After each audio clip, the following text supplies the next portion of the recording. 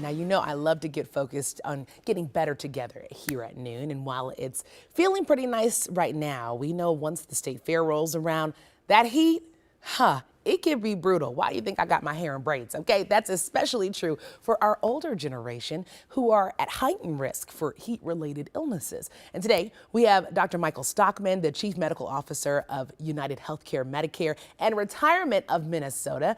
And I'm so happy that you're here today because I think you have access to many things that can make us all a little bit better, especially our seasoned population. So welcome to the show. Thank you very much. Appreciate having me. Of course, you know, when it comes to, I hate calling it older, even though being older, I believe, is a blessing. My friends always say seasoned, so I'm gonna say seasoned, we like okay? seasoned. We like seasoned, right?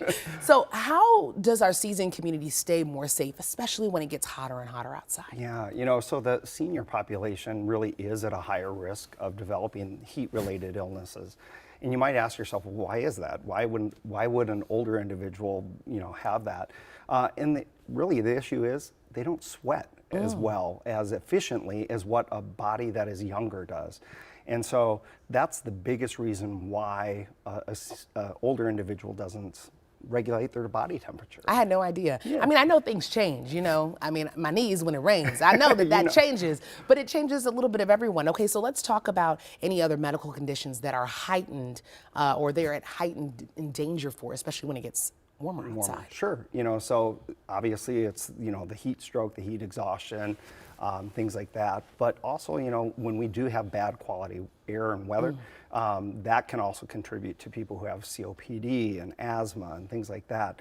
But really it's, you know, when we talk about like the heat-related illnesses, you know, really the big key things for people are to be able to recognize that.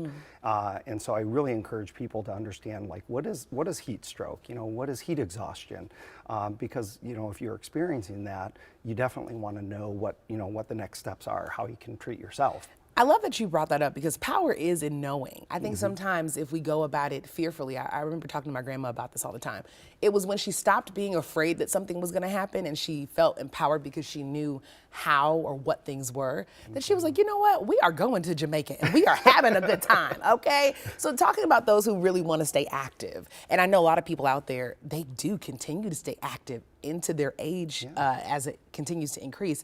You know, how can people who are watching this today stay more active and stay more aware? Sure. Well, I think when it comes to, you know, exercising in the heat, you know, a couple of things to keep in mind is you just, you know, think about like what kind of clothes you're going to wear. You know, you want to wear things that are going to be loose, you know, that are going to be lightweight and are going to wick away sweat. You know, for people, try to exercise indoors if you can. You know, one of the things I say is, you know, look at the malls. There's a lot of people who walk the malls, but pools and in gym memberships. And a lot of Medicare Advantage plans do offer free gym memberships. So I really recommend people take a look at that. Oh, we like that because I have a saying on the show, if it's for free, it's for me. It's for you too. We love that. And what about medication?